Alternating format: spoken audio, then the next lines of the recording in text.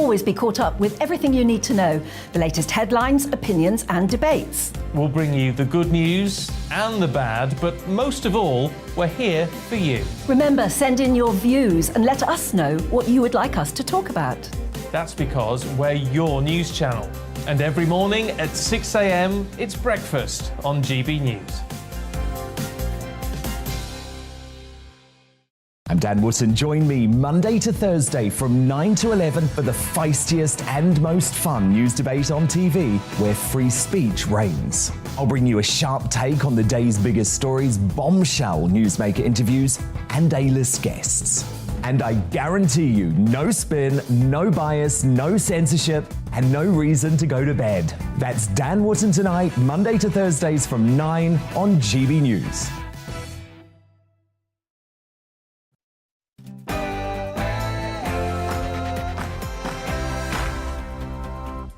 Hello and welcome to the briefing with me, Gloria De Piero. MPs are still on holiday, so even though it's Wednesday, there is no PMQs, but we're going to bring you fantasy PMQs with a former Conservative MP and a former Labour MP. We all know about crippling energy bills, don't we? But what about schools? How are they going to keep the heating and the lighting on when energy prices go up? We'll be discussing that with a trade union teaching leader. First, it's the news with Rosie.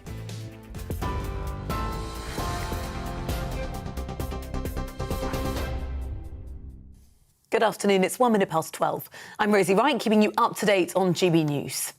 Now, in a break from royal tradition, the Queen will not return to London to meet with the newly elected Prime Minister and with outgoing Prime Minister Boris Johnson next week. Instead, Mr Johnson will travel to Balmoral in Aberdeenshire for their final meeting with him in post. Well, the announcement from Buckingham Palace comes during the final few days of campaigning in the Conservative leadership race between Liz Truss and Rishi Sunak. Boris Johnson is warning the Kremlin is intent on undoing the good of Mikhail Gorbachev as he paid tribute to the former Soviet leader. The US President Joe Biden is among a number of world leaders who've praised Mr Gorbachev's legacy following his death at the age of 91. Gorbachev is widely recognised for his role in bringing an end to the Cold War. Today, Mr Johnson accused Vladimir Putin of attempting to recreate the Soviet Union. Mikhail Gorbachev is one of those people who triggered a series of changes that perhaps he didn't anticipate. Maybe he paid his own political price for it. But when history is written, he will be, I think, one of the authors of fantastic change for the better in the world. And what I worry about today is that the current leadership in Moscow is intent on undoing the good that Mikhail Gorbachev did. New figures show that food is rising at its fastest rate since the financial crisis in 2008. The British Retail Consortium say the annual increase in fresh food prices jumped to 10.5%, up from 8% in July. Products like milk and margarine are going up the fastest. Well, they say the war in Ukraine is continuing to put pressure on food prices. Royal Mail workers are striking again today in an ongoing dispute over pay, with further industrial action planned.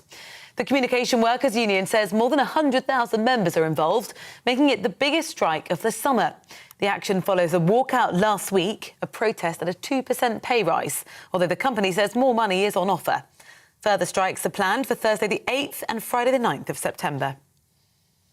Rail companies have announced further strikes for the end of September. The TSSA unions say staff at 9 train companies, as well as Network Rail, will walk out from midday on Monday the 26th to midday the 27th of September. There have already been several days of industrial action over the summer as thousands of transport staff walk out over pay and conditions.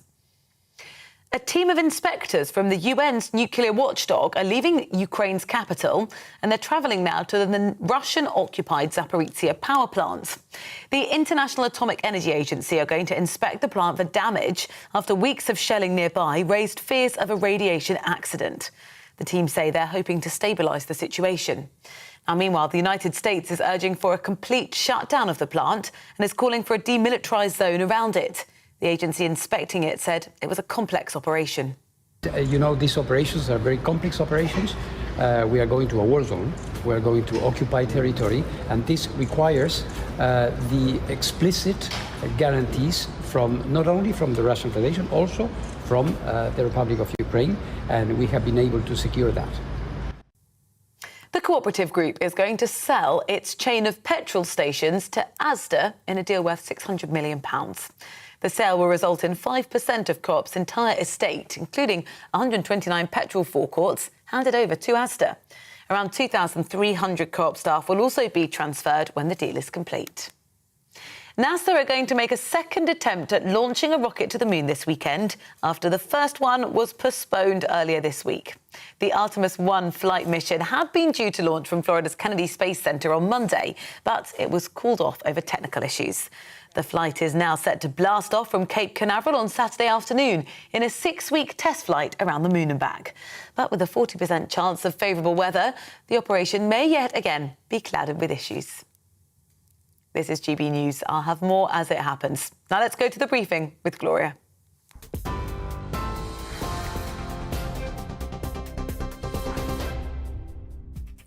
Coming up this hour on The Briefing, it's the final Tory leadership hustings tonight in London. Yes, the contest, which feels like it has lasted for decades, is almost over. I'll get the latest from GB News political correspondent Tom Harwood.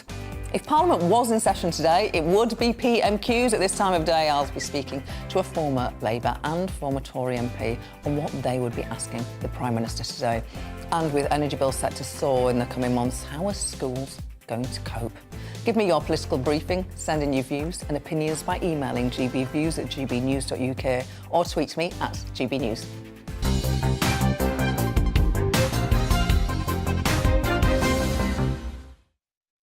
Yes, it's almost over. The Conservative leadership race, which seemingly never ends, and let's remember it will be our third new Tory leader in 6 years, it will draw to a close tonight with the final hustings at Wembley in London. Voting by Conservative members will close on Friday, but everyone seems to think that Liz Truss will almost certainly be our next Prime Minister. Our political correspondent Tom Harwood is here to tell us more.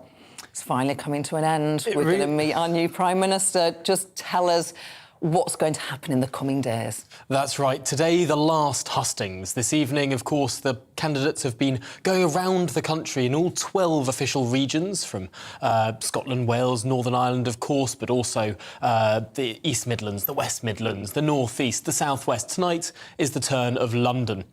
Hosted in the ExCeL Centre, it's supposed to be quite a large event, maybe a couple of thousand Tory members in the audience, and it's interesting listening to what the candidates have been saying in the run-up to this final event. Rishi Sunak's campaign talking about the most impressive ground operation in this campaign, talking about how he's visited so many different constituencies, how people have been taking to him where he has met them. That's been their message, because clearly he hasn't been performing so well in the polls. They say there's a difference when they talk to people on the ground. For Liz Truss and her campaign, they've put out a series of fairly reheated policy ideas that have been stated already in this campaign, but talking about how specifically they'll apply to London. Talking about the tubes, for example, guaranteeing a minimum rate of service. That's something that was in the 2019 manifesto and something that Liz Truss has said she wants to perform. But also the corporation tax rise that's scheduled for next year. She's saying she will not take that forward, and that'll be good for London's jobs.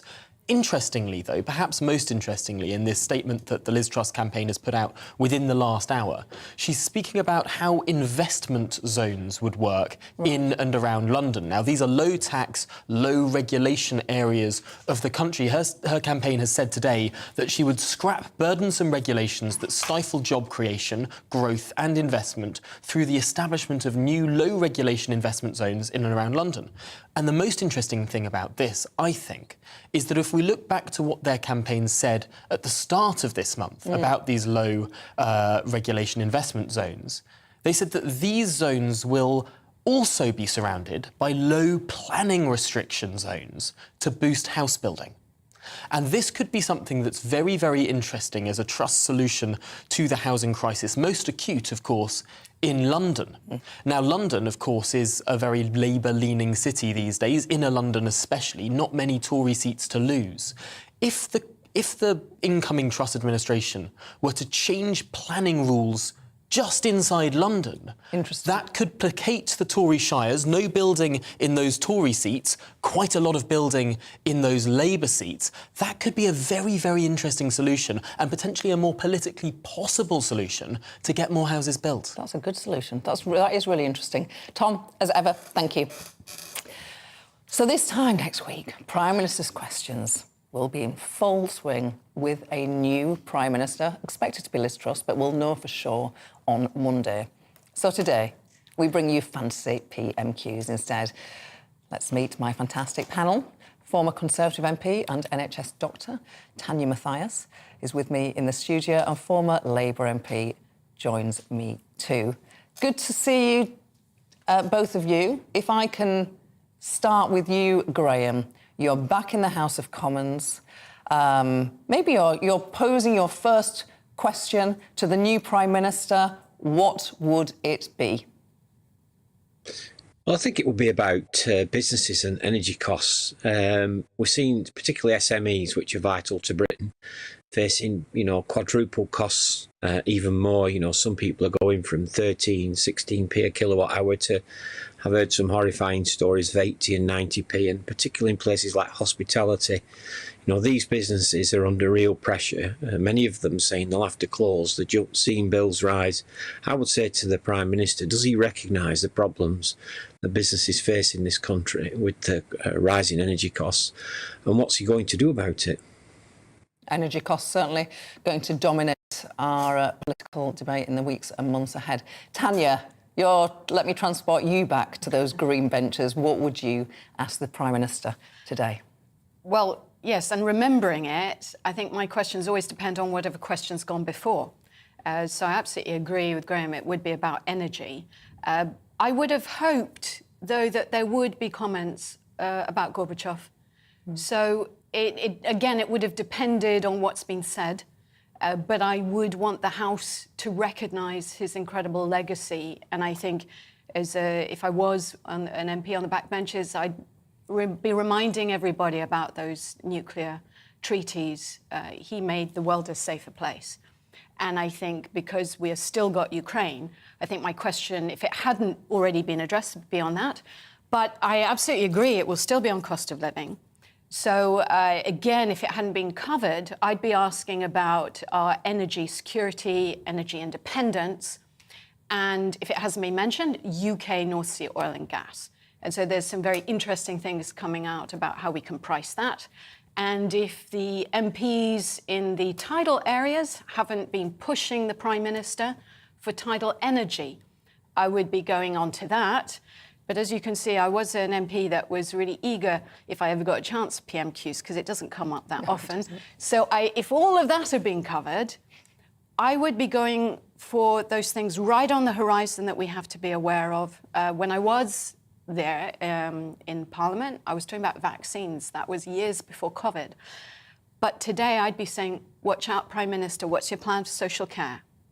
Have you got a Nightingale equivalent system up and running in the next couple of months? Because you need to plan it now. So I would have these up my sleeve. In your back pocket. And it's Absolutely. Interesting because, just to explain to viewers, sometimes you've got the best crafted question and then the person who's called before you asks that question. And if you haven't got a supplementary in your back pocket, you can get in a bit of a panic. Let's talk about the cost of living. So new figures out today, because it's not just energy, is it? We all know when we go to the supermarket, food prices they've hit a new high today. It's the basics. It's everything, basically. What do we do about it, Graham? The unions say increase the minimum wage. I mean, isn't that a sensible solution? Well, I think the first thing we should do is recognise that under this government we've got the highest taxes for 70 years since the war, and we should scrap the national insurance rise. We need to make sure that, because it is a jobs tax, it does it those who are working, and we need to help those people. As for the cost of living crisis, we've got to get the economy going and invest in the long term.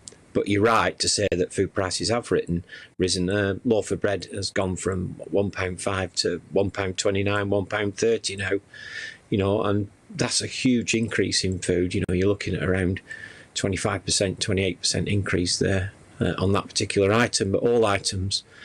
And that's hitting families and, you know, and individuals very, very hard. So we've got to look at growth in the economy, and we've got to look at some immediate action around the national insurance rise and what we can do on one or two other bits.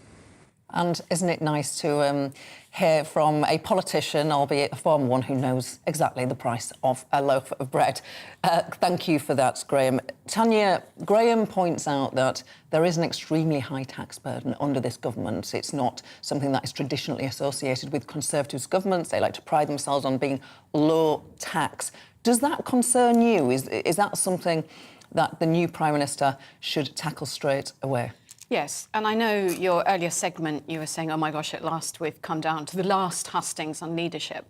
But the upside of all the leadership hustings is the party and party members, party activists, which is what I am now, all agreeing on free up people's income and go back to those basics.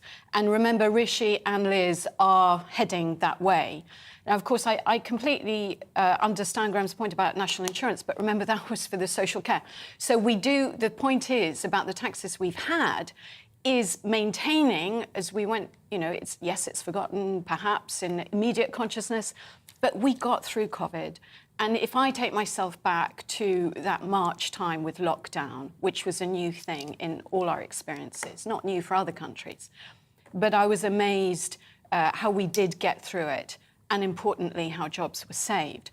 So the tax burden, absolutely, everybody's going to be trying to minimise that, but we still have to protect our core services, and that still has come out in hustings. Yeah, interesting. Yes, the interesting point you make is if we're going to, as a nation, decide to cut taxes, less arguably is coming in, and that might put pressure on our already under pressure public services, which is something you know a lot about, Tanya, working in the NHS. Given the cost of living crisis, no sort of division between you on recognising that that is the top issue, it is no wonder that so many workers are going out on strike, is it? Graham, isn't it the Labour Party's job to stand in solidarity with those workers? Andy Burnham, the Manchester mayor, he says he sees no problem with it. He'll happily stand on picket lines. Keir Starmer says not to, that you can't take a side in a dispute, you have to resolve it. But Labour's the Workers' Party. Shouldn't you show the solidarity, Graham? Well, I think only a Labour government can support workers. You know, we've seen the repeal of legislation under various Tory governments, which have made life much more difficult for workers and their ability to stand up for themselves. I've done every picket line, I think, in the last 15 years in and around Ironburn and East Lancashire. You know, I've no problem meeting people on picket lines and supporting them, and I do believe that every MP supports them. But we have to remember, and I think Keir's right to point it out, that we're here to get into government and change the legislation. That's the best way. You know, I see it as a very difficult set of circumstances where all we're doing is protesting with placards to try and stop the level of the changes that the Tory government want to bring in. So from my point of view, Keir's right. You know, we've got to focus on getting into government. But I think that every MP does support those workers who are out on strike. So I don't accept the premise of the question that's often put, you know, which Labour MP doesn't care about workers. You know, I think it's a bit of a ridiculous argument that sometimes comes from the far left. OK. Let us bring Tanya in here. It seems that the government sometimes wants to stoke up a fight with the trade unions. You can correct me if you think my perception is wrong, but it seems like they want to have a fight rather than a resolution. Tanya, am I wrong? It's not my impression. Again, I appreciate what Graham's saying, but historically, I'm very proud of Conservative, going way back, centuries, Conservative politicians introducing safer workplaces. And so I would disagree. I don't think it's just Labour Party that's concerned about workers. And you'll find lots of Conservative members who are also members of their unions. You know, there isn't a problem with that. So my concern as a politician and not trying to create division. My concern is for people using services not understanding the disagreement between the unions and the bosses. And I think that's where communication can be improved. And yes, maybe the government as well, because nobody, regardless of which party they're a member of, nobody wants somebody to feel that they have to strike. Because everybody, whatever work you do, you're part of a team. You don't want to let down your team and not turn up for work.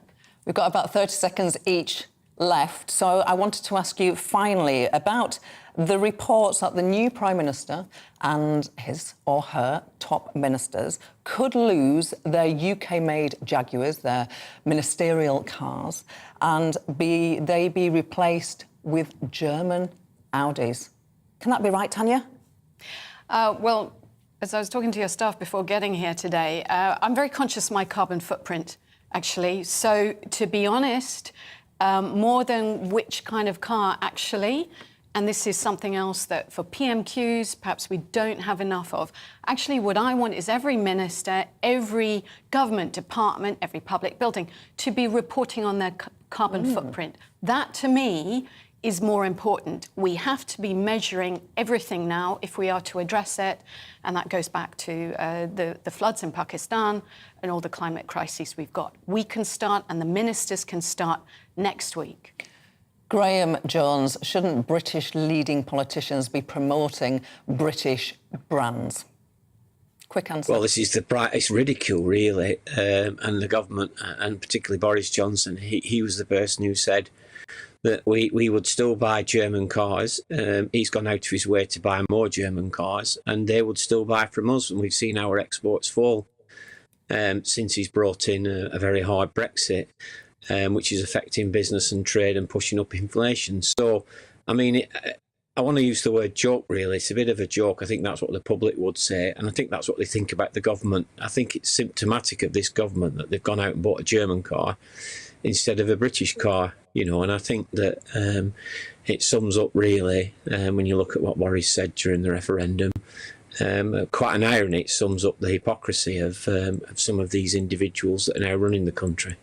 To be fair, I don't think it's their decision. I don't think this recommendation comes from the top. But interesting points nonetheless. It's always good to have you on the show, Graham Jones, former Labour MP, and a very warm welcome to you, and I hope you come back to Tanya, former Conservative MP. Thank you very much indeed for joining us.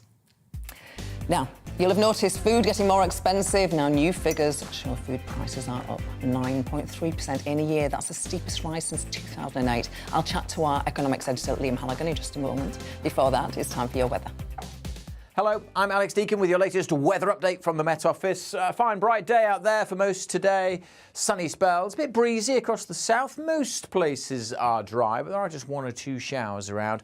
High pressure is dominating, but around this area of high pressure, the breeze is coming in from the North Sea. So it's pretty fresh on some of those North Sea coasts. The isobars closer together across the south, so quite a brisk breeze blowing along the south coast as well. And that breeze is bringing in a bit more cloud across eastern England. There are one or two showers over northeast England. It could drift into southwest Scotland this afternoon, and maybe one or two more for Lincolnshire down towards Nottinghamshire. But for the vast majority, it's dry. Many seeing lengthy spells of sunshine, feeling quite warm in that sunshine. The Midlands down to South Wales, 22 to 24, 25. A little cooler across Scotland and Northern Ireland. And certainly it does feel fresh on those North Sea coasts south of Lincolnshire. As we go through the night, not a great deal of change. Any showers will fade away pretty quickly this evening, so it's a dry night with clear spells. Temperatures holding up in the teens in southernmost parts of England, but elsewhere quite a cool night, certainly for Scotland and Northern Ireland. Temperatures well down into single figures in rural areas. A chilly start then here, but generally a sunny start to Thursday. Very similar day, actually. The breeze perhaps a little lighter in the east, but again, one or two showers are possible over northeast England, but few and far between. For most places, it's going to be dry. The main exception will be across the Channel Islands, where we are expecting some showers late in the day. Slightly warmer day tomorrow across Scotland and Northern Ireland. Temperatures in Edinburgh and Belfast up to 20 Celsius, perhaps. We are looking at those showers, though, further south, importing them from France, heading steadily northwards, and we'll see a few more of them, I suspect, by Thursday evening. A sign of things to come as high pressure is replaced by not one but two areas of low pressure. These two are going to combine to bring a much, much wetter spell through Friday and the weekend.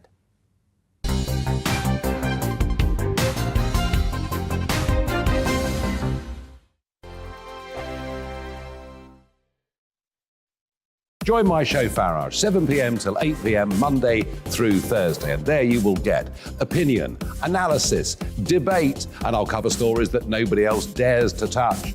You've been cancelled. Join the club. Oh my goodness me! And then for the last 15 minutes, talking pints. We're over a drink. We have a civilised conversation with someone. We very often disagree, but we do it in a grown-up way. Come and join me on Farage.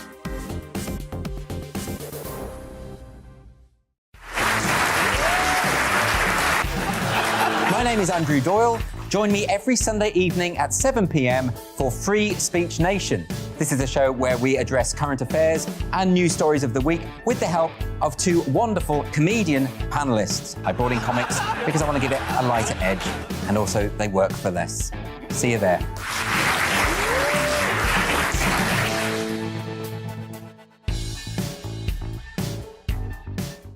Hi there, it's Stephen and Anne.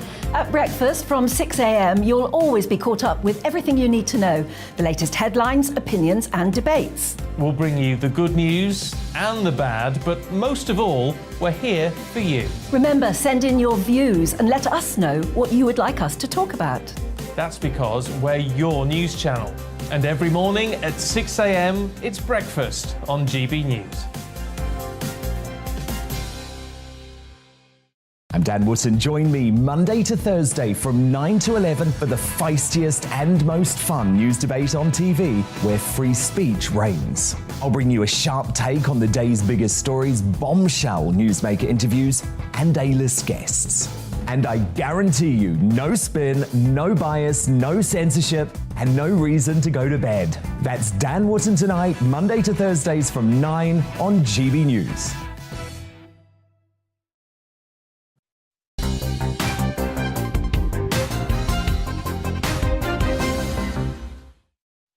Now, we've all noticed food getting dearer in the supermarket now. Figures out today show prices rising at the fastest rate since 2008. Let's turn to our economics and business editor, Liam Halligan.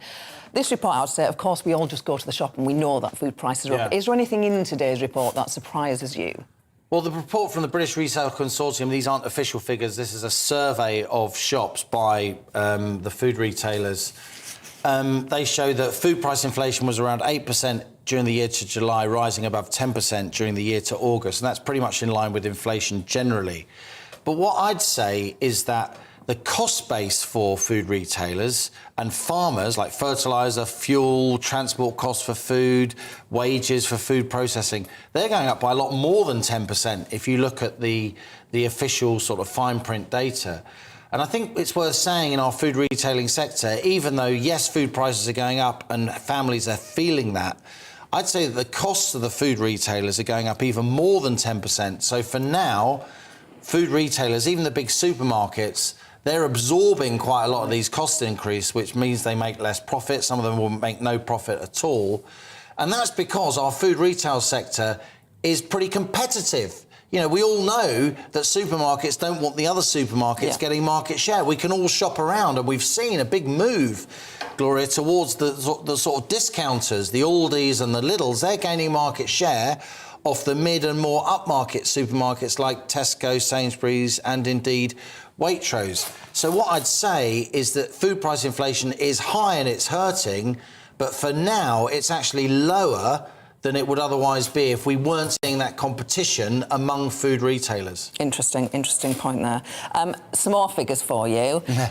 Energy giants are predicted to make £170 billion in extra profits over the next 2 years. Something's broken here, Liam. That is a figure from the investment bank Goldman Sachs, who, you know, investment banks put figures out for all kinds of reasons. I'd say, though, that they're right in the sense that a lot of what we're talking about is that the companies that actually get the oil and gas out the ground, not the energy retailers. Right. They're all going, a lot of them are going bust because they have to buy that expensive energy and then sell it to us, but they sell it to us with a price cap, so they can't make very much money.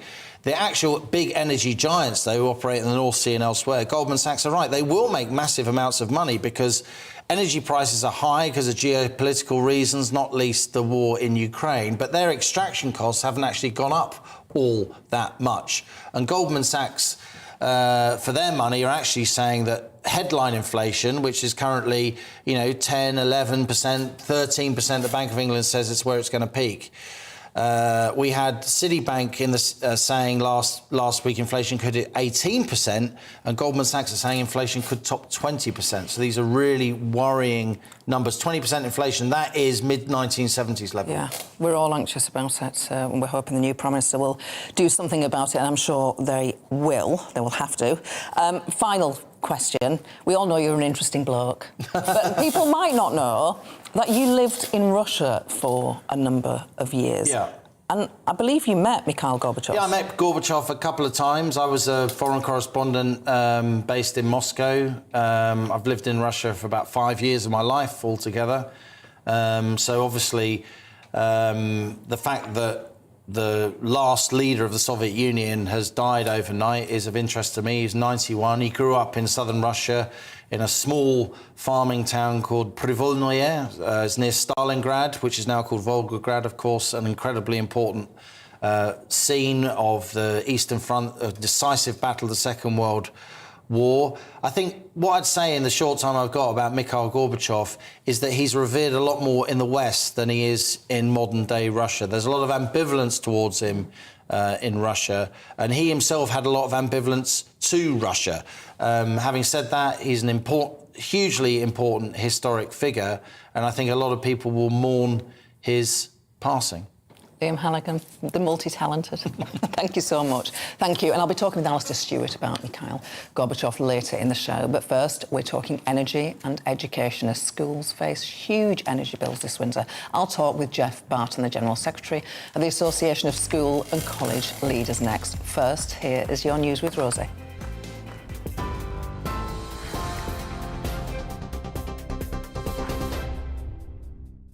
Good afternoon, it's 12:32. I'm Rosie Wright, keeping you up to date on GB News.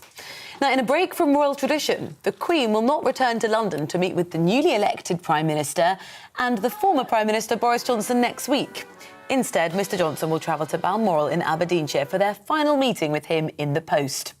Well, the announcement from Buckingham Palace comes during the final few days of campaigning in the Conservative leadership race between now Liz Truss and Rishi Sunak.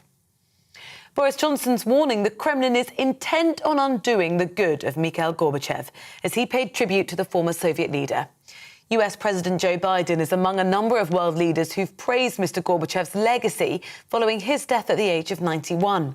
He's widely recognised for his role in bringing an end to the Cold War. Today, Mr Johnson accused Vladimir Putin of attempting to recreate the Soviet Union. Mikhail Gorbachev is one of those people who triggered a series of changes that perhaps he didn't anticipate. Maybe he paid his own political price for it. But when history is written, he will be, I think, one of the authors of fantastic change for the better in the world. And what I worry about today is that the current leadership in Moscow is intent on undoing the good that Mikhail Gorbachev did. The government has set out plans to sell £1.5 billion worth of its offices as part of a new property strategy. The aim is to move public sector workers into fewer buildings over the next 3 years. The Brexit Minister, Jacob Rees-Mogg, says Whitehall is cutting public costs so money can be returned to the taxpayer. A team of inspectors from the UN's nuclear watchdog are leaving Ukraine's capital, and they're travelling now to the Russian-occupied Zaporizhzhia power plant. The International Atomic Energy Agency are going to inspect the plant for damage after weeks of shelling nearby raised fears of a radiation accident. The agency said it was a complex operation. TV, online and DAB+ radio, this is GB News. Now let's head back to the briefing with Gloria.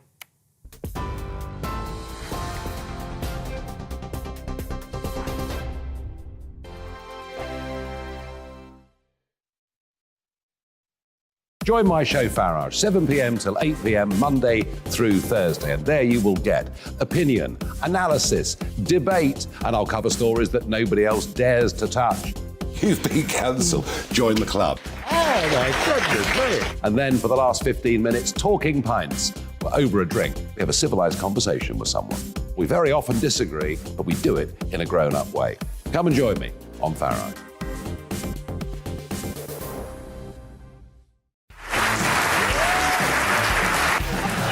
My name is Andrew Doyle. Join me every Sunday evening at 7 p.m. for Free Speech Nation.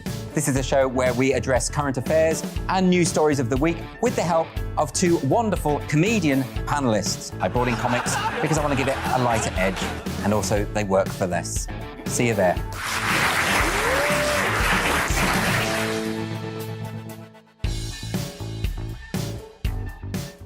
Hi there, it's Stephen and Anne. At breakfast from 6 a.m, you'll always be caught up with everything you need to know, the latest headlines, opinions and debates. We'll bring you the good news and the bad, but most of all, we're here for you. Remember, send in your views and let us know what you would like us to talk about. That's because we're your news channel. And every morning at 6 a.m, it's breakfast on GB News. I'm Dan Wootton. Join me Monday to Thursday from 9 to 11 for the feistiest and most fun news debate on TV, where free speech reigns. I'll bring you a sharp take on the day's biggest stories, bombshell newsmaker interviews, and A-list guests.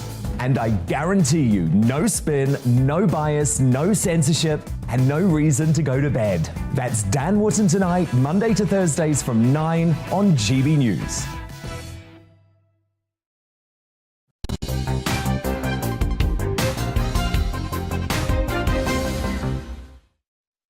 Now, of course, lots of us are worrying about how to pay our energy bills this winter, and it's a huge concern for schools too. They've got large buildings to heat at a time when budgets are stretched and children's education has yet to recover from lost learning during the pandemic. Joining me now to discuss this is Jeff Barton, General Secretary of the Association of School and College Leaders. Really good to see you. Of course, schools are not subject to the energy price cap like ordinary households. How are schools going to deal with the increased energy costs? Well, that's the question, isn't it? Because if you're running a school or a college, essentially to try and create more income to pay for those charges is simply impossible. It's not like you can put your prices up or anything like that. And that leaves you with some really difficult decisions. It leaves you with four decisions, four options. The first one is it might be that there was a project you were going to do in the school, refurbishing an area, creating a new drama studio, painting the corridors. An easy decision, I suppose, would be you don't do that. That's not going to save you a lot, but nevertheless, that's one thing you do. But then you get into much more thorny territory. You can increase class sizes so that you have 30 or more young people in a class. And what that does is to mean that you're paying fewer teachers overall, so it reduces your staffing costs. The second thing you can do in a secondary school, but not in a primary school, is you can say, well, there are some courses that haven't got 30 young people in a class. Therefore, we will axe those courses. So we'll keep GCSE maths, but we'll get rid of GCSE drama or music and so on. Really difficult decision, but that's one of the things people are having to contemplate. And the final decision, which is the most difficult, is do you say, well, we need a teacher in every classroom to cover those subjects, but the teaching assistant who was supporting the teacher, who was giving one-to-one small group support, that person we can't afford to employ. Now, on all of those fronts, Gloria, it seems to me that the people who will be the victims of this will be those young people, particularly young people, you mentioned catch-up a minute ago, who need one-to-one support, who need a strong, rich curriculum, who need to be in smaller class sizes. All of those are going to do damage to those young people, it seems to me. Let me put to you what the government say in response. They say schools' budgets will rise by £7 billion by 2024-25, including £4 billion in the current financial year, a 7% cash terms per pupil increase. They say you've got enough cash to manage it. Yes, I hear that mantra every time I'm wheeled out to talk about this. And of course, it always sounds impressive, doesn't it, when you talk about billions of pounds. But the reality is that what schools are being expected to do is quite different from what they were in the past. We've had the government say that teachers are going to be paid around 5%. There are debates about whether that is appropriate or not. I won't get into that. But what I do know is this: the government is not fully funding that. So immediately, the people who I represent, we said, put 3% aside, are having to find additional funding for that. And we know that support staff are also going to get an increase, not at all funded. And then we have these eye-watering energy hikes. So it's very easy for someone in Westminster to talk about the £7 billion. Don't listen to them, and don't listen to me, a trade union leader. Listen to the Institute for Fiscal Studies, who say that by 2024, on the current trajectory, using the government's own figures, this country, England, will be spending 3% less than it did in 2010. And we expect more of our schools, particularly after catch-up. So it's really not worth us bandying figures around. Instead, we need a government, and particularly a department that is for education, the Department for Education, to say we are for education. We have to do something so that young people's learning is not going to be damaged and subjects lost irreparably and the quality of education left in tatters. Please come back on the show as we enter that term to tell us what sort of those decisions you are going to have to take and teachers are going to have to take. You outlined 4 at the top of this interview. Really good to talk to you. I hope to talk to you again soon, Jeff Barton. Thank you. Thanks. Thank you.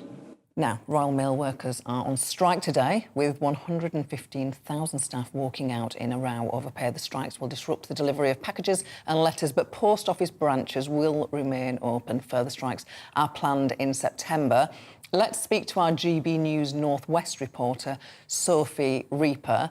Sophie, just tell us a little bit more about the nature of this dispute. Well, this is day 2 of a planned 4 strike days for the Royal Mail. The last was last Friday, and there are another 2 scheduled for the 8th and 9th of September. There's around 115,000 Royal Mail workers on strike up and down the UK today, and it was those workers themselves who decided to vote for strike action. It was a majority of 97.6% on the ballot, with a 77% turnout. A little bit earlier, I asked some of the postal workers why it is they've decided to strike. Why are you on strike today? We're on strike today, and this ballot is just about pay, so that's all I'll talk about is pay. On another day and another ballot we'll talk about other things, but we're on the pay because the Royal Mail have imposed 2% on us, which is what's that, £2 in every 100. So if you come out with £400, it's like an £8 pay rise. Electricity's gone up over £8, gas has gone up over £8. Food's gone up over £8, weekly shopping. I mean, really, I don't think it's just about us. I think it's about the whole country. The RMT and all the other unions are fighting for the same thing. We're not being greedy, we're just asking for a basic pay, what we can live on. We're on strike over pay because a lot of members are struggling, and they've offered a 2% pay rise, which they don't think is acceptable. And with the way inflation's going and things like that, yeah, it's just not acceptable. We're on strike because 2% is not enough in this day of living, cost of living crisis, and got families, you know what I mean? So yeah, 2% is not enough. We're here to fight to get what we deserve. Because there's loads of people that work really hard and they don't get the pay they deserve. I used to be a DPD worker, so I know a little bit about what it's like to parcel sort and stuff like that. I'm unemployed at the moment, but I'm willing to fight for them because I know how hard they work. Well, so far, workers have been offered a 2% pay rise backdated to April, and that's on top of a further 3.5% in equivalent benefits if they agree to changes in certain working practices. However, the union and the staff think that they should be getting a pay rise in line with the increase in inflation, especially due to how much work they put in throughout the pandemic. Really interesting to hear those voices. Thank you very much indeed for that report, Sophie Reaper. Thank you. Now, the last leader of the Soviet Union, Mikhail Gorbachev, has died at the age of 91. He's been widely praised for his role in bringing an end to the Cold War. His death has inspired an outpouring of tributes from world leaders, including Boris Johnson, who says he admired Gorbachev's courage and integrity. Well, let's talk to GB News' Alistair Stewart, of course, a veteran broadcaster long before he joined us, which we're delighted he did. Good to see you, Alistair. You met Gorbachev a couple of times, I believe. Just tell us what your personal impressions of him were. He defined charisma. He was a phenomenally good-looking and powerful man. He had that bizarre birthmark on his top of his head, which never bothered him for a moment. The eyes were steely, but in a loving kind of smiley way. He was truly remarkable. First time I saw him was in Reykjavik in 1986, just a year after he'd become General Secretary of the Communist Party of the Union of Soviet Socialist Republics. And he sat down with Ronnie Reagan, and they wanted to talk about disarmament. And Ronnie wanted to talk about human rights, and they cut and thrust and cut and thrust. And then both of them sent their minders out of the room. And it was just the two of them in what was called the White House, just outside Reykjavik, an old diplomatic building. And they got that close to cutting a deal on disarming the world of nuclear weapons and also doing a bit on human rights. Phenomenal. Within a couple of years, the wall had fallen in Berlin, which I also covered. And then the first time I actually met him face to face and spoke to him was at the Houston G7 meeting when George H.W. Bush, George Bush Sr., was the boss and Thatcher was there. And what was really interesting, Gloria, is that post the wall, Helmut Kohl and the Americans were desperate to push for German reunification and cutting a deal and giving Gorbachev all the money he needed for it. And it was Thatcher. And if you look at my timeline on Twitter, you'll see I posted it this morning. I interviewed her about it. She said, I'm all for that once we know that his commitment to freedom and democracy, glasnost and perestroika, are about openness. We want the hard, measurable movement towards democracy. Once that's in the bank, then I'll go along with you. And Thatcher held her line, got a lot of what she wanted, and then eventually, the second time I met him face-to-face and actually interviewed him was at Camp David, the presidential retreat just outside Washington up in Maryland. And I remember saying to him in the kerfuffle, do you want British nuclear weapons also included in the disarmament? And he looked me straight in the eyes and said, yes, you as well. The world must be free of nuclear weapons. A truly remarkable and genuinely phenomenal world-changing figure. Honoured to have met him twice. How fascinating. Thank you so much for giving us those personal insights. In terms of his legacy, just tell us what you think his legacy will be. Well, I've been listening very carefully last night and this morning to what a number of people have been saying, and Tom did a lot on his programme earlier on. And I've got a slight niggle with one or two of the people saying, oh, yeah, but he only got that far in the Soviet Union and Russia, and in the end it all ended in tears. The generals tried to oust him, and then Yeltsin came along, and the rest is history. But to me, as having been a kid who grew up as the son of a Royal Air Force Bomber Command guy with nuclear weapons in Vulcan bombers at the bottom of my garden, I won't hear a word against him, because I tell you what the real legacy, I think, is of Gorbachev, is the dismantling of communism as a practical economic political system. Gone completely. And Deng Xiaoping did much the same in China, and they've got bigger problems to contend as well. But the key thing is it liberated Eastern Europe by not sending the tanks into Berlin in 1989, as had happened in Hungary in 56 and Czechia in 68. He signalled to all of Eastern Europe, the Warsaw Pact countries, the Comecon Economic Club under the Soviet Union, that they could do their thing. And when Gdansk shipyard happened and Lech Wałęsa waved the flag of freedom there, the game was completely over. And that's why those who are saying this morning the world is a better and safer place, that includes our Prime Minister, are absolutely spot on the money. Russia may have ended up a bit of a basket case and still a work in progress, but what Gorbachev did for Europe and the world can never be underestimated. Alistair Stewart, thank you so much for joining us on the show. We'll see you really soon. Thank you. Thanks, Alistair. Bye, Gloria. Have a great day. Bye. Bye-bye. Now, it's been 25 years since Britain woke up to the news that Diana, Princess of Wales, had died following a car crash in Paris. Her death sparked an outpouring of grief from around the world. The Prime Minister at the time, Tony Blair, called her the People's Princess, adding that he and the rest of the country were utterly devastated. Ahead of this anniversary, Prince Harry said he wants the day to be filled with memories of Diana's incredible work and love for the way she did it. Our royal reporter, Cameron Walker, has been looking back at the night she died and went to meet the first medic on the scene of the crash. Now, a warning, his report contains flash photography from the start. Stunning. Even after 25 years, to be here on the Tunnel de l'Alma and think about this tragic accident, every time I drive through the tunnel, I think about it and I feel a bit sad. At approximately 20 past midnight on the 31st of August 1997, Princess Diana, Dodi Fayed and bodyguard Trevor Rees-Jones entered the black Mercedes, having left the back entrance of the Ritz Hotel. It was driven by Henry Paul, who was 3 times over the legal alcohol limit. Their car attempted to outrun paparazzi on motorbikes. Just a month before, a single photograph of the couple reportedly sold for hundreds of thousands of pounds. The Mercedes sped into the Tunnel de Alma, lost control and crashed into the 13th pillar. Off-duty doctor Frédéric Maillet came across the smoking wreckage seconds later. In the back, 2 passengers. The man was with no reaction, no respiratory movement. Only one young lady. She was on her knees on the floor of the car, and she was almost unconscious with difficulty breathing. After calling the emergency services, Dr. Maillet grabs the basic medical kit in his car and crawls into the wreckage next to the princess.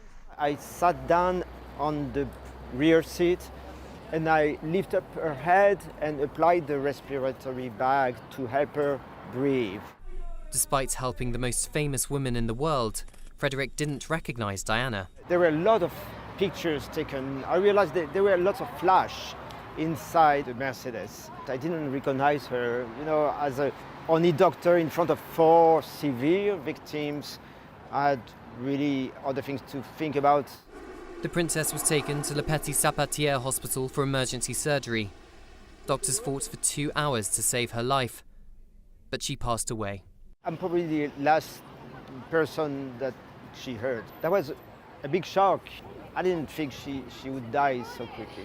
A jury in the 2008 inquest found that Princess Diana and Dodi Fayed were unlawfully killed. A combination of a speeding driver under the influence of alcohol, the fact that neither of them were wearing seatbelts, and a pack of paparazzi pursuing them on motorbikes all played a part. 9 photographers were charged with manslaughter in France, but charges were later dropped. Tessie Ojo leads the Diana Award, a charity founded on Diana's belief that young people have the power to change the world. In the days following her death, crowds collectively mourned in public. People grieved, not necessarily because they knew her or they had met her. People grieved because of her values. They grieved because of the way that her humanitarian qualities, the way that she made you feel visible, the way that she shone a spotlight on issues that were often hidden in society. Diana's sons, Princes William and Harry, regularly support the charity that continues their mother's work.